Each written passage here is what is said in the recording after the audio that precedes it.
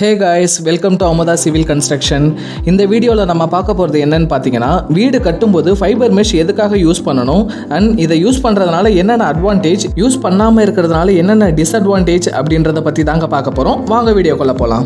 இந்த fibre mesh எதுக்காக use பண்ணுறோன்னு பார்த்தீங்கன்னா, கான்கிரீட் ஒரு kind of nature and brick wall ஒரு டிஃப்ரெண்ட் கைண்ட் ஆஃப் நேச்சர். இது ரெண்டும் ஜாயிண்ட் ஆகிற இடத்துல ஃபியூச்சரில் மைல்டாக ஏர் கிராக் வரும். அந்த ஏர் கிராக் வழியாக வாட்டர் சீக்கேஜ், அதாவது மழைநீர் கசிவு வீட்டுக்குள்ளே வர்றதுக்கு நிறையவே சான்ஸ் இருக்கு. அதை அவாய்ட் பண்றதுக்காக தான் நாம இந்த ஃபைபர் மெஷ் யூஸ் பண்றோம். இந்த ஃபைபர் மெஷோட பிரைஸ் பாத்தீங்கன்னா வெறும் 450 ரூபாய் மட்டும் தாங்க.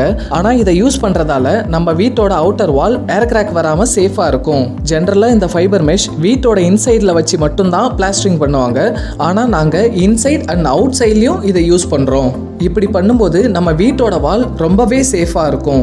இது ரொம்பவே யூஸ்ஃபுல்லான ஒரு ப்ராடக்ட். அதனால நீங்க வீடு கட்டுறதுக்கு முன்னாடி கண்டிப்பா இதெல்லாம் ஃபாலோ பண்ணுங்க. மறக்காம இந்த வீடியோவை வீடு கட்டிட்டு இருக்க ஆர் கட்ட போற உங்க ஃப்ரெண்ட்ஸுக்கும் ஷேர் பண்ணுங்க.